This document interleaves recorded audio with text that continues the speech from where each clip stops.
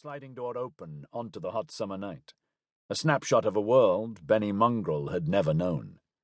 He had been in and out of jail since he was 14. He wasn't sure, but he guessed he was turning 40. That's what his ID said, anyway.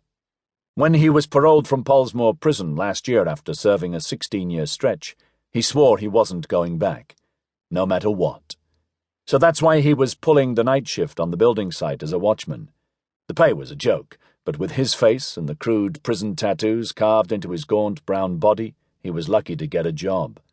They gave him a rubber baton and a black uniform that was too big, and they gave him a dog, Bessie, a mongrel, like him, part Rottweiler, part German Shepherd. She was old, she stank, her hips were finished, and she slept most of the time, but she was the only thing that Benny Mongrel had ever loved. Benny Mongrel and Bessie were up on the top floor of the new house, the roof open to the stars, when he heard the car. It was tuned loud the way they did out on the Cape Flats. He walked to the edge of the balcony and looked down. A red, early 90s BMW 3 Series sped down the road toward him, way too fast. The driver hit the brakes just below where Benny Mongrel stood, and the fat tires found builder's sand and the car fishtailed before stopping. The BMW reversed until it was level with the entrance to the building site. The wheelman cut the engine and the hip-hop died. Everything went very quiet. Benny Mongrel could hear Bessie wheezing as she slept. He could hear the pinging of the BMW's cooling engine. He was tense. He was aware of that old feeling he knew so well. Benny Mongrel stood watching, invisible, as the two men got out of the car. He saw enough of them in the streetlight, caps on backward, baggy clothes, the stars and stripes on the back of the tall man's jacket, to recognize members of the Americans gang, the biggest on the Cape Flats, his natural enemy. He was ready for them. He put the baton aside and slid the knife from where it waited in his pocket.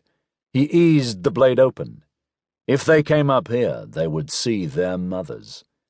But they were going toward the house next door.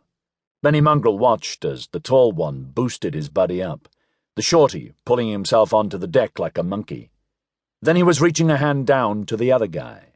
Benny Mongrel couldn't see them from where he stood, but he knew that the American family would be eating at the table. The sliding door opened to the night. He closed the knife and slipped it back into his pocket. Welcome to Cape Town. Susan had her back to the men.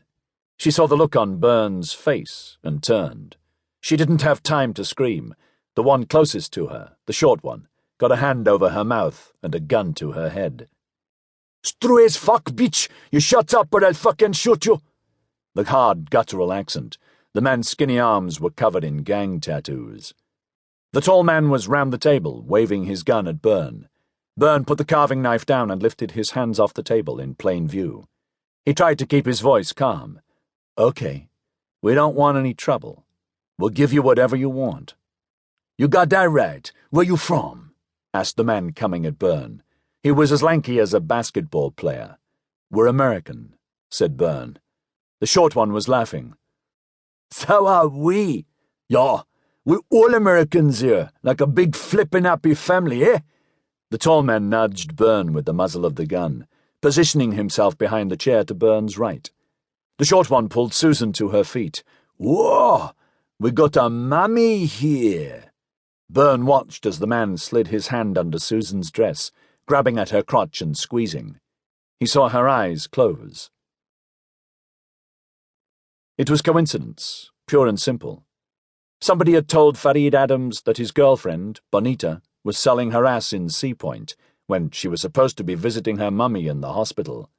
Farid hadn't minded that she was hooking again, but he'd absolutely minded that she wasn't giving him any of the money. He wanted to catch the bitch on the job. So lanky Farid went and banged on the door of his short-ass buddy Ricardo Fortune. Ricky lived in one of those ghetto blocks in Paradise Park where washing sagged from lines strung across walkways and the stairways stank of piss.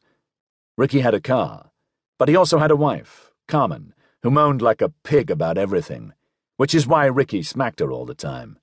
Farid would do the same. In fact, that bitch Bonita was going to get a black eye tonight too, if she was lucky. Farid and Ricky took the BMW to Sea Point after Farid put a couple of bucks